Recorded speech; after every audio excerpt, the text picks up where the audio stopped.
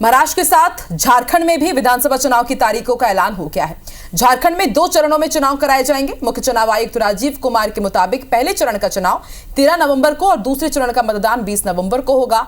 झारखंड में एनडीए और इंडिया गठबंधन के बीच मुकाबला है।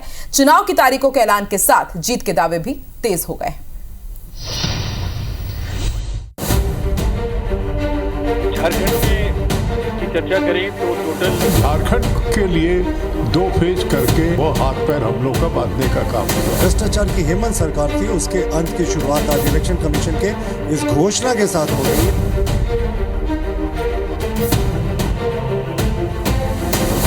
झारखंड विधानसभा की 81 सीटों के लिए 2 चरणों में वोट डाले जाएंगे। चुनाव आयोग के प्लान के मुताबिक झारखंड में पहले चरण की वोटिंग 13 और दूसरे चरण की वोटिंग 20 नवंबर को होगी, जबकि 23 नवंबर को नतीजे आएंगे।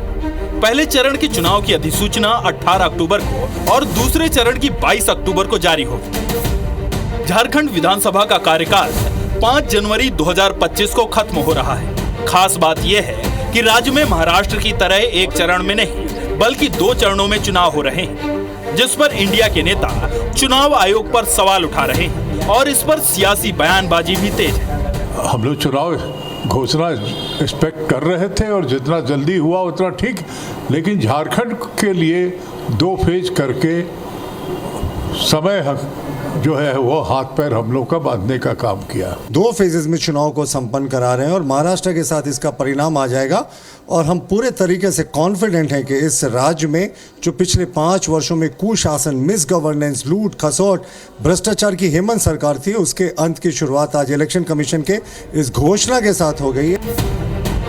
झारखंड में पिछले 5 साल से कांग्रेस और जेएमएम की गठबंधन सरकार है। विधानसभा की 81 सीटों में से जेएमएम ने 27 और कांग्रेस ने 18 सीट जीतकर अपनी सरकार बनाई थी, जबकि बीजेपी 27 सीटें ही जीत सकी थी।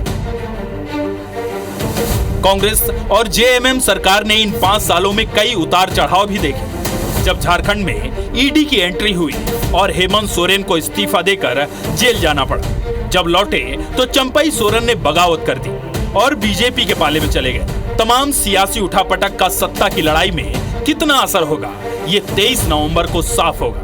Bureau report, IBC 24।